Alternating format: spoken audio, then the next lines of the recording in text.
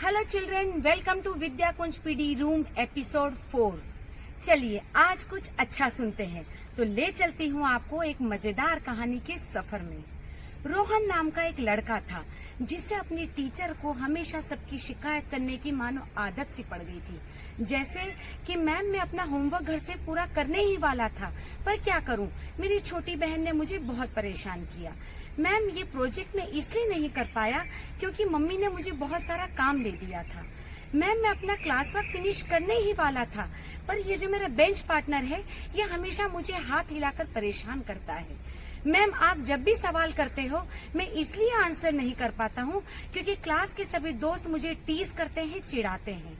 जैसे कि मैम मैं कबड्डी बहुत अच्छी खेलता हूँ, लेकिन इसलिए नहीं खेल पाता क्योंकि स्पोर्ट्स ग्राउंड में सब मुझे चिढ़ाते हैं।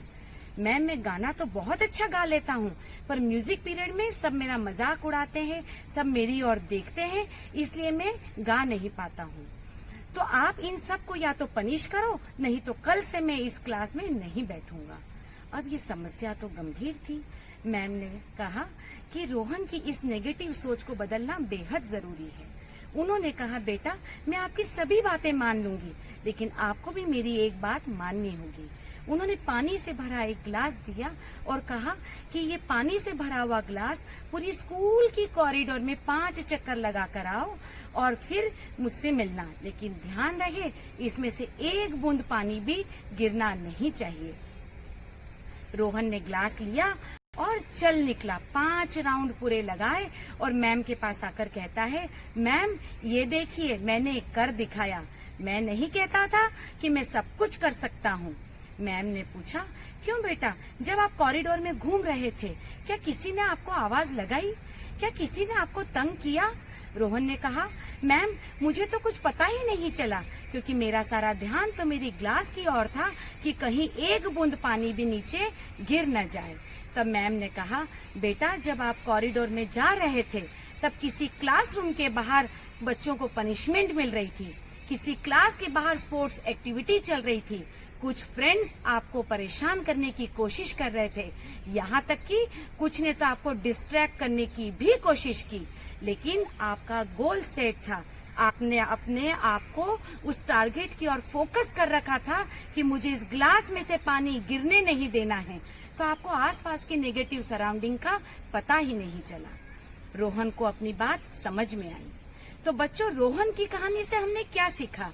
यही कि you should always focus on your goals.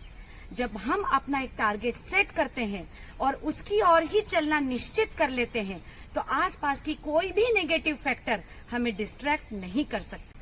अभी आप घर पे हैं, आपके टारगेट्स कुछ भी हो सकते हैं, जैसे I want to improve my hand writing. आपकी मैम हमेशा कंप्लेन करती होगी कि आपकी रीडिंग स्किल बहुत वीक है, तो आप अपनी वो स्किल डेवलप करें। आप में डांसिंग, पेंटिंग, स्केचिंग कोई क्वालिटी होगी, आप उसको इम्प्रूव करें।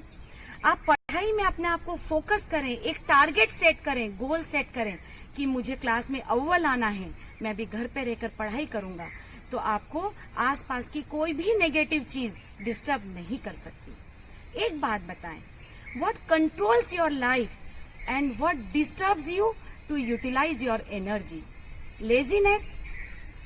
Some surrounding negative factors?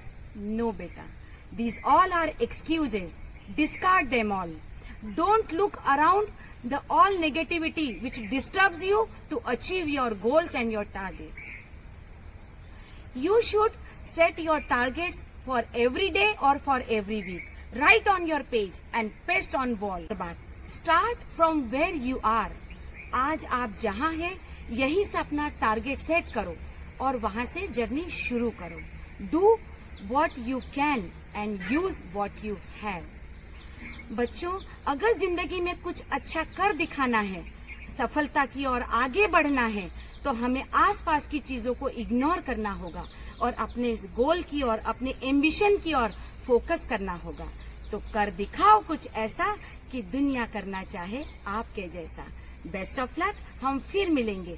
Till then bye bye.